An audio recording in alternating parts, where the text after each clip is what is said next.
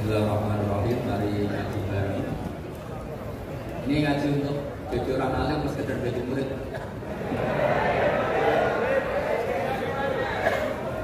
Kalau untuk orang alim nggak usah sepawang ini. Ini begini ya, jadi kondisinya ini jelas. Kondisi yang jenengan alami ini mungkin banyak yang ngaji saya lewat YouTube, sehingga saya berharap konstruksi pikiran ini sama. Nanti saya bantu ya supaya semua kalimat yang sering Anda baca saya bantu supaya Anda tahu mana. Yang pertama tentu kita Islam ini berdasar kalimat tauhid. Kalimat tauhid adalah kalimat yang membawa semua. Lalu makna dari tauhid adalah mengakui tiada Tuhan selain Allah. Dan sesungguhnya Muhammad adalah Rasulullah. Saya nggak biasa mengajar, tapi ini spesial karena saya ingin sujud di bumi ateis.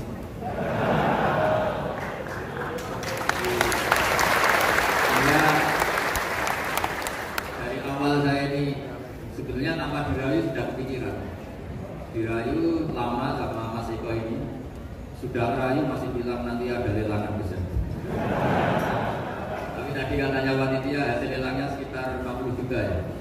Itu dibangunkan masjid, jangan untuk mes ya.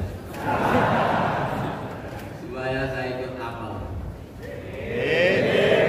Jadi begini, perasaan saya juga seluruh ulama di dunia. Kalau lagi perasaan saya juga seluruh ulama di dunia, bahwa Islam masuk itu macam-macam sebabnya. Dulu kita tahu, kita sebagai warga Indonesia, Islam masuk itu ya dibawa orang yang agak kedunian, ya kayak jenengan ya kayak mbak-mbak ini, ya agak-agak mata duitan. Karena kita tahu rata-rata ahli sejarah mengatakan Islam di Indonesia dibawa kiai ke pedagang. Pedagang itu nyari uang, apa nyari dakwah? Ya semoga Anda miru-miru seperti itu. Ya jadi nyari uang karena ada nurani Islam, sehingga tentu saja membawa Islam. Saya tidak tahu Islam Anda ya berarti Islam ala di dunia apa? Jadi ini penting saya utarakan bahwa Islam itu agama yang mudah dipahami, sehingga dibawa pedagang saja ya kasih, dibawa orang yang kedunya kayak dengan juga kasih, dibawa orang baik yang kasih, dibawa orang broken juga kasih. Ini penting saya utarakan karena saya ngaji di mana-mana bilang ciri utama kebenaran absolut adalah kebenaran yang bahkan orang nggak benar saja bisa bawa. Tapi bukan berarti saya dukung Anda ada benar, kan sudah ada benar dulu sebelum kenal saya. Tapi nggak apa-apa, nggak benernya umat Islam insya Allah dimaafkan sama Allah Subhanahu. Ya kalau Nah ini saya beri satu konstruksi pikiran yang saya sering utarakan di ngaji saya. Sampai sekarang saya coba saat tes ini kan di kampus ya, di apa bacanya tim university yang global leader in the world. Ini keren, jadi acara ilmiah kita ditakbir di gedung apa? Kampus, gedung universitas di begini. Kalau 1 ditambah 1 2 itu namanya hakikat. Ciri utama hakikat adalah siapapun akan menerima. Saya sekarang tanya sama Anda, kira-kira 1 tambah 1 2 itu musuh Anda pun mengatakan 2 atau tidak? Ya. Pekerja Korea ya bilang 2, rektor Al-Azhar juga bilang 2. Kamu yang sekarang sedang mungkin sebagian broken sama istri juga bilang 2. Istri kamu yang mantan sama kamu juga bilang 2. Yang cemburu ya bilang 2, yang dicemburuin juga bilang 2. Karena begitu mudah kebenaran absolut diterima oleh siapa saja. Begitu juga eksistensi Allah sebagai Tuhan. Itu mudah diterima oleh siapa saja. Sehingga pembawanya tidak perlu seorang kiai atau gus atau mubalek atau ketua muda. Cukup karyawan pekerja Korea. Karena kebenaran absolut itu kebenaran yang mutlak. Siapa saja yang waras mesti ngambil. Kira-kira orang yang berpikir sehat pasti berpikir begini, ini yang diajarkan Tuhan. Bumi ini kadung wujud, sudah wujud kadung wujud, punya eksistensi. Mungkin gak sesuatu yang wujud kemudian disebabkan oleh sesuatu yang irisem, yang tidak ada, mungkin tidak. Tidak mungkin. Yang namanya penyebab itu harus sesuatu yang wujud. Di mana-mana penyebab itu harus punya eksistensi. Karena langit dan bumi ini kadung wujud, pasti penyebabnya adalah wujud. Karena wujud penyebab harus bersifat super. Nah, bersifat super ini oleh ulama dikatakan wajibil wujud. Itu akal siapa saja akan terima. Cuma kemudian setelah terima itu orang macam-macam cara berpikir. Mungkin orang Jawa dulu bilang itu saya ini. Kalau orang sini mungkin bilang apa? Dewa atau apa? Enggak tahu. Karena itu yang teman-teman percaya. Tapi yang jelas begini, ini konstruksi ini harus kita jaga. Nanti saya bacakan teks. Kebenaran sejati itu utamanya adalah ada absolutisme, ada kebenaran mutlak. Ciri utama kebenaran mutlak adalah diakui bahkan oleh siapa saja, termasuk oleh orang fasik. Orang fasik itu orang benar. Misalnya ada imam masjid besar Istiqlal, ditanya 1 tambah 1 bilang apa? 2. Nanti kira-kira yang nurdil juga bilang apa? 2. KPK juga bilang koruptornya yang ditangkap. Nah, eksistensi Allah sebagai Tuhan itu kebenaran yang absolut. Maka agama ini juga boleh diterima oleh siapa saja, termasuk oleh orang fasik. Ini penting saya utarakan karena sekarang para kelompok yang mengatakan orang Islam lalu zina menjadi tidak Muslim, orang Islam lalu korupsi menjadi tidak Muslim. Sama sedikit lah bilang jadi kafir, percaya wasilah jadi itu tidak benar. Karena kebenaran eksistensi itu kebenaran yang nggak bisa diganggu. Seperti Anda ini kan warga Indonesia, KPK ya warga Indonesia, koruptornya juga warga. Apa setelah dia korupsi lalu tidak warga Indonesia? Tetap warga. Orang yang meyakini kalimat tauhid setelah dia salah apa tidak ya tauhid? Kan tetap ya, maka dia tetap Ini penting saya utarakan. Kalau seorang warga Indonesia yang koruptor, yang macam-macam saja tetap warga Indonesia, padahal banyak kesalahan. Karena status warga Indonesia adalah status yang permanen. Begitu juga status Muslim adalah permanen bagi siapa saja yang melaporkan La ilaha illallah tidak bisa mengkafir-kafir. Itu juga yang saya dipesankan dan jadi ciri khas ulama ahli sunnah wal jamaah, tidak mengkafirkan orang Islam meskipun melakukan dosa besar.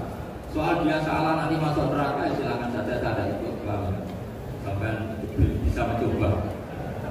Tapi tetap saja dia muslim. Analoginya gampang sekali tadi. Orang Indonesia yang salah itu tidak akan merubah statusnya sebagai warga Indonesia. Karena ya memang dia berstatus warga Indonesia. Orang Islam yang sudah melafazkan syahadat maka menjadi muslim. Saya di mana-mana berkampanye, berfatwa. Orang kafir yang 70 tahun kafir sekali melafazkan kalimat tauhid itu menjadi muslim apa satu kafir? Masa kita yang Islam terus yang kalimat la ilaha illallah kemudian menjadi kafir karena kalimat itu? Itu paham aneh apa?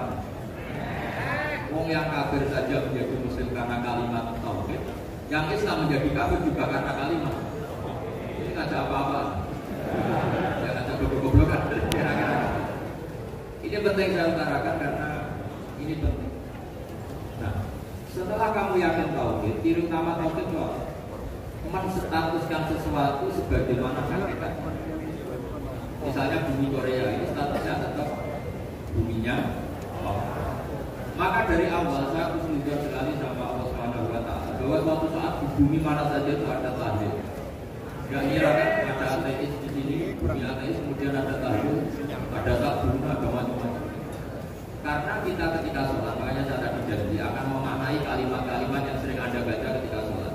Di sholat saat ada iktidal ketika Rabbana lakal hamdu, ayo baca milkus samawati wa milkul ardi wa milkul masyikta min syai'in ba'd.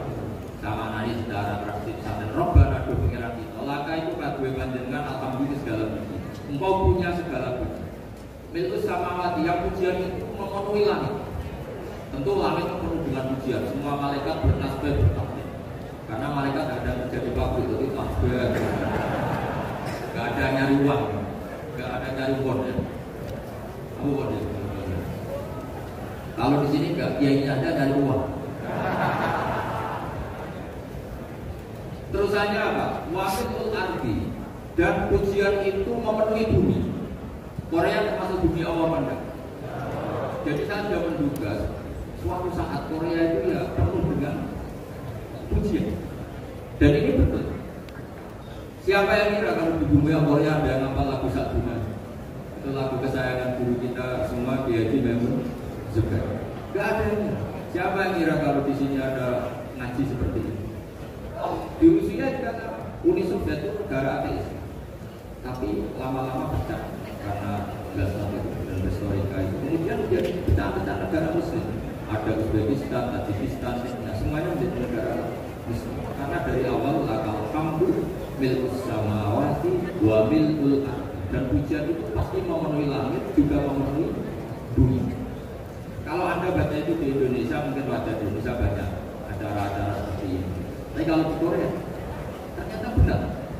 Dan Anda ini kalian semua termasuk pembuktian benarnya wa milkul ardi. Keren kan? Oh keren sekali, nggak keren. Makanya saya jarang diundang ngaji mau, tapi dia undang di Korea mau. Saya ada niat datang undangan, memang saya ingin datang.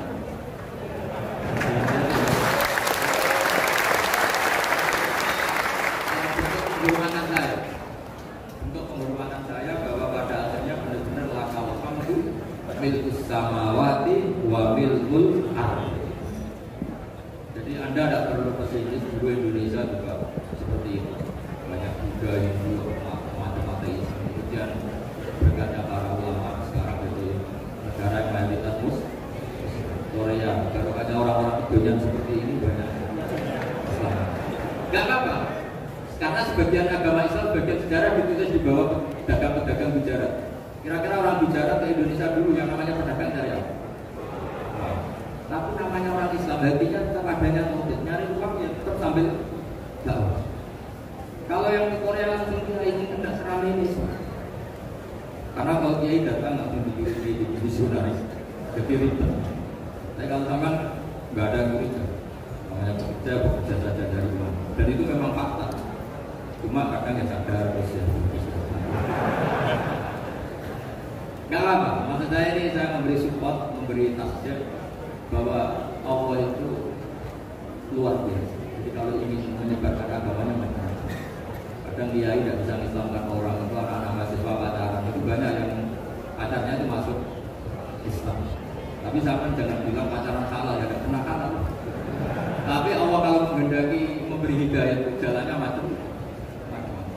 Ada yang lewat. Ya coba, yang bayangkan ada tahlilan di Korea itu semua kiai tidak pernah bayangkan. Tapi setelah banyak bekerja di sini, kemudian mereka insaf atau sedang insaf tidak tahu. Sampai kapan insafnya juga tidak tahu. Tapi yang kita sini hebat ini apa? Tahu-tahu ya seperti ini. Makanya cuma saja Rabbana lakal milkus samawati wa milkul. Masih ditambahi wa milku masih kami sehingga. Karena Allah itu zat yang tidak terperikan, zat yang tidak terbatasi. Maka pujian di langit dan bumi ini masih kurang. Masih ada apa saja yang nanti akan dipenuhi oleh pujian kepada Allah Subhanahu wa ta'ala. Wa milku masih kami sehingga. Dan pujian kepada Engkau ya Allah akan memenuhi semua ruangan yang Engkau kehendaki. Mungkin suatu saat negara-negara yang sekarang yang paling minim Islam itu di Amerika Selatan, di Argentina dan sebagainya. Itu nanti suatu saat juga penuh dengan pujian karena tetap Rabbana lakal hamdu bil samawati wa bil ardi wa bil masjid. Saya di Jogja setiap akhir ngaji saya ada di wiridan. Mungkin wiridan ini tidak asing bagi jenengan karena saya bisa baca Subhanallah wa bihamdihi adada qaulihi wa ridha nafsihi wa zinata arsyihi wa midada kalimah. Bahwa kita memuji Allah itu adada qaulihi sesuai jumlah makhluk Allah. Semua makhluk Allah meskipun kelihatannya mengecewakan, ini semuanya memuji sama Allah Subhanahu wa taala. Meskipun kadang kita kecewa, kadang kita tidak tahu. Coba barokahnya Anda ini agak-agak kecewa gitu dengan Indonesia karena nggak menyediakan lapangan kerja untuk Anda. Tapi agak kecewa-kecewa amat ya, agak-agak. Karena Anda tetap semua mencintai Indonesia. Gara-gara agak-agak kecewa dari negara lain. Akhirnya di Korea, ada di Jerman, ada di Inggris. Tapi bawaan pernah ngaji di musola, Islam ini ke bawah. Sehingga karena Islam ini ke bawah, tahu-tahu ada komunitas yang memikirkan Islam. Umumnya orang mikir Islam itu ya bikin masjid. Kalau di Korea unik nyewa gedung untuk masjid. Itu kalau diceritakan di Indonesia ini masjid sewaan. Tapi kalau di sini lazim karena kalau beli mahal ya cukup sewa. Saya tidak tahu kalau dalam terminologi agama tempat Anda sujud ini nanti jadi saksi di akhirat. Itu yang permanen apa yang sewaan tidak tahu. Jadi nanti bumi ini tanya, ya saya mau pernah dipakai sujud, tapi setelah 1 tahun nggak kuat menambah lagi. Makanya saya dukung tadi yang ada gerakan masjid. Sebenarnya permanen nggak permanen itu tetap ada sama maksakan. Yang jelas saya sudah ikut nyumbang lelang tadi, dan saya berharap uang itu benar-benar untuk masjid. Kalau untuk tambahannya juga nggak apa-apa, yang penting untuk menghidupi masjid. Saya juga termasuk kiai yang nggak suka kalau hukum itu terlalu fanatik. Misalnya uang ini untuk masjid, kemudian imamnya diterlantarkan karena alasan ini untuk masjid. Imam kan tidak masjid.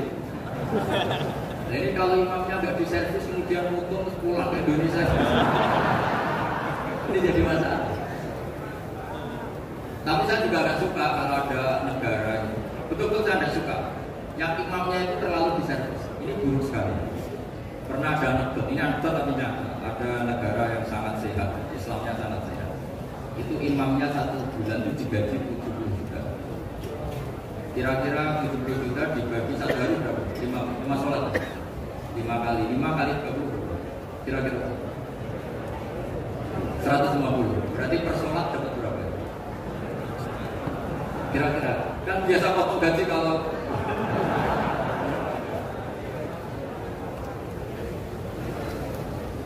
singkat cerita, si kiai dari luar negeri tadi cerita apa Indonesia, kiainya miskin-miskin, datang ke masjid kan kadang pakai ontel, adzan sendiri,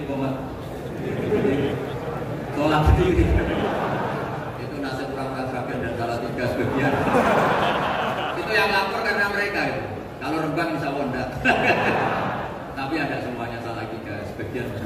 Itu yang cerita kiainya, bukan ini bukan hoax. Memang kiainya cerita nasib kiai di Salatiga. Itu gojlok, tapi tetap sholat. Jika cerita orang tadi cerita imamnya di sana naiknya Mercy, muadzinnya pakai BMW. Itu tetangga sebelah Indonesia banyak fasilitas imam seperti itu. Karena gajinya sampai 70.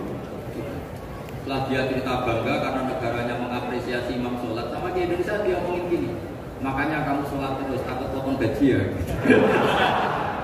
Itu kagetnya bukan main. Dikira itu satu sifat kelebihan negaranya, ternyata buruk sekali karena imam sholat karena takut potongan gaji.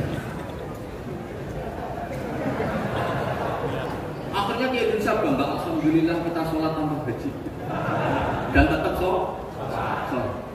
Keren mana yang digaji sama Anda? Ini yang di atas ini banyak calon imam. Tidak keren mana imam yang digaji sama Anda? Kerennya enggak. Tapi kalau pertanyaannya dibalik, keren mana jamaah yang peduli imamnya sama yang enggak peduli? Jadi jawabannya harus seperti itu. Imamnya keren yang ikhlas, tapi jamaahnya keren yang peduli imamnya. Jelas ini ya fatwa saya. Gimana? Imamnya baik yang tapi jamaahnya baik yang peduli nasib. Tapi sekali imam dari awal gak ikhlas itu harus di-PHK. Itu bahaya bagi agama kalau awalnya sudah ada. Nah, karena nanti tambah bersyukur terus dihitung. Setahu saya sholat terus kok kenapa gajinya tinggal segini? Setahu saya sholat terus kok gajinya tinggal segini. Terus nanti takmirnya bilang kemarin zuhur Pak Yai dan imamin, kemarin asar dan imamin. Terus dihitung. Bisa enggak agama akan berjalan seperti itu? Enggak. Ya makanya pertanyaannya tadi, suka atau punya imam ikhlas? Suka. Tapi imamnya juga suka kalau jamaahnya peduli. Ini penting, jadi saya mensupport Anda, mensupport kalian semua bahwa agama ini akan diurus oleh Allah Subhanahu wa Ta'ala. Makanya Sayyidina Umar radhiyallahu anhu kalau disuruh mikir agama itu tidak mau betul. Ketika Umar jadi khalifah itu puncak keemasan masa Islam. Semuanya stabil, semuanya hebat. Sampai Irak, Iran, zaman itu Persia, semuanya Mesir, itu semuanya ikut Islam. Ketika Islam pada puncaknya, yang dikhawatirkan oleh masyarakat adalah begini. Lalu setelah Umar itu bagaimana? Islam setelah dipimpin orang yang tangguh, yang kuat, yang waroi, yang zuhud. Lalu setelah Umar itu gimana? Tapi Umar disuruh mikir gak mau. Sampai setiap Abdullah bin Umar jalan-jalan di kampung-kampung itu abahnya dangdut pecundang. Tahu sama pecundang? Orang yang nggak dangdut jawab. Karena orang-orang bilang gini, ya Abdullah bin Umar, bagaimana pendapat Anda kalau ada penggembala kambing di tengah hutan atau di tengah padang rumput, kemudian dia ninggal gelanggang kambingnya, kamu anggap penggembala ini gimana? Oh itu penggembala yang zalim. Pasti kalau kambing ditinggal ya kacau. Apalagi ini umat Rasulullah Shallallahu Alaihi Wasallam. Ini abah kamu tidak pernah wasiat, tidak pernah ngatur suksesi. Lalu Islam setelah dia bagaimana? Suruh dia ngomong penggantinya siapa? Karena beliau sudah sepuh, harus ada suksesi. Akhirnya Abdullah bin Umar lapor ke Umar. Ini gimana bahwa orang mengkomplain begini. Apa kata Umar? Agama itu beda dengan kambing. Agama itu milik Allah Subhanahu. Buat saya pikir, dan saya pikir tetap jalan. Nah, ini terbukti. Dengan ulama yang enggak, mufti yang enggak, tapi bisa menjalankan agama. Kalau agama sampai pikir malah rusak. Sudah pokoknya lakukan saja, tidak usah dipikir. Akhirnya betul. Karena agama ini milik Allah. Soal kita serius memikirkannya itu karena khidmah, karena kita ingin berbakti pada agama. Tapi Anda tidak boleh berpikir kalau agama ini butuh pemikiran Anda. Beda loh ya. Kita khidmah agama serius karena kita ingin mengkhidmati agama. Tapi agama ini tidak pernah butuh kita, karena agama ini akan diurus oleh Allah Subhanahu. Coba pasangan kecil, orang jilbaban di Indonesia itu banyak apa banyak sekarang? Banyak sekarang. Kiainya mutu orang dulu apa mutu orang sekarang? Tapi perkembangan Islam itu ramai sekarang apa ramai dulu? Ramai sekarang. Islam menyebar di seluruh dunia itu zaman Wali Songo, zaman sampean Keren banget. Keren sekarang. Kualitas solehnya sampai sama Wali Songo. Betul. Karena agama ini diurus oleh Allah Subhanahu wa Ta'ala. Maka kata Sayyidina Umar, agama ini innallaha ta'ala yahfadzu dinah. Innallaha ta'ala la yudhi'u khilafatahu wa la dinah. Allah itu tidak akan menyia-nyiakan agamanya. Ini terbukti. Agama ini pernah dipimpin orang terbaik di dunia, yaitu Rasulullah SAW. Ketika beliau intaqala ila rafiqil a'la, ketika beliau pindah ke alam sana, diteruskan oleh sahabat yang tentu jauh di bawah Rasulullah, diteruskan tabi'in, diteruskan para wali songo, diteruskan yang sampean yang jauh di bawah wali songo, sejauh-jauh. Tapi agama jalan sampai Korea. Agama jalan sampai apa? Dulu wali songo itu hanya sampai Mojokerto, sampai Tulungagung. Di bawah sampean, Layaban sampai mana? Coba kalau Allah tidak ngurus, nggak bisa. Yang gerakkan hatinya sampean peduli sama masjid siapa? Allah Subhanahu wa Ta'ala. Yang menggerakkan hati sampean peduli sama agama siapa? Tapi yang menggerakkan sampean ke Korea apa? Uang kan?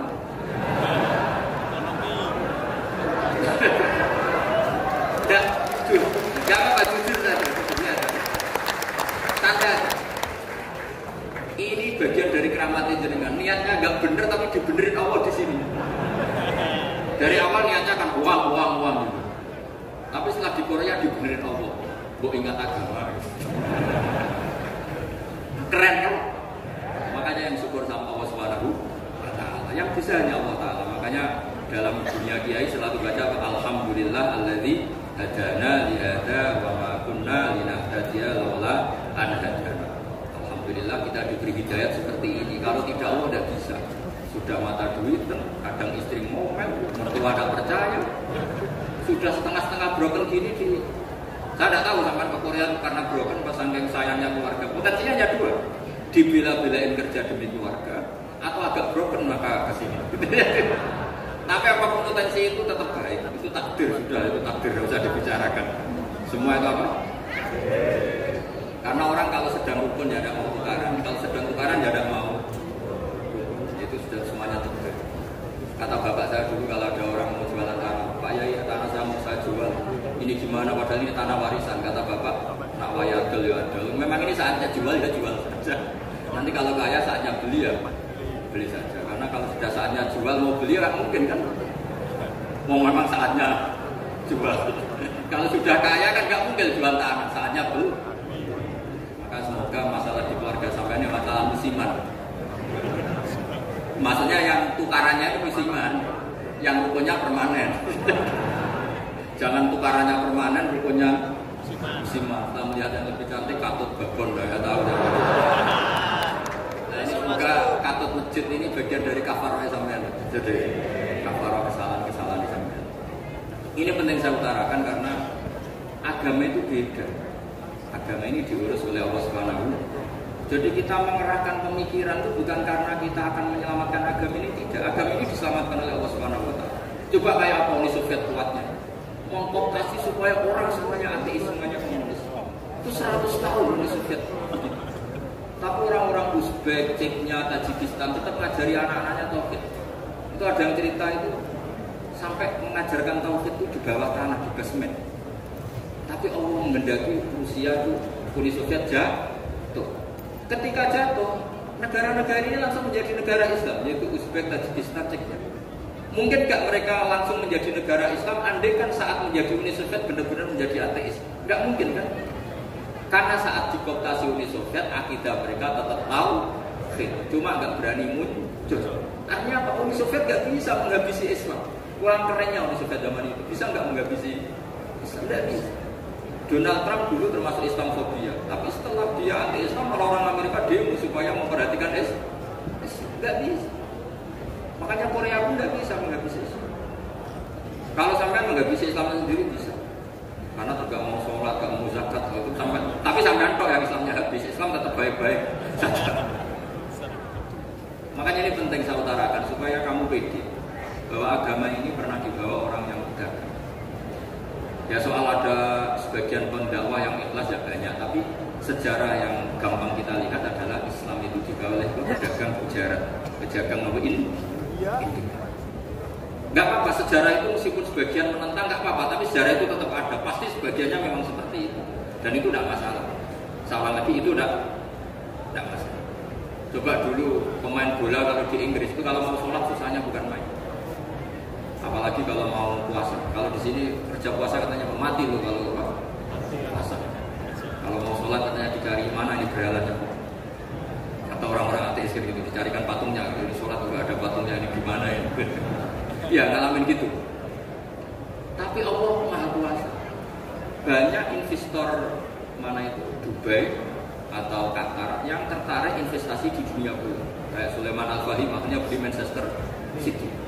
Itu sekarang pelatihnya berorang sholat gak berani, bahkan di tengah stadion dibangunkan masjid. Kalau sampai daftar jadi muadzin di sana. Apa nyanyi Saduna di sana juga. Dulu Aljazair bentiknya bukan main. Apa Perancis sama orang Islam bentiknya bukan main.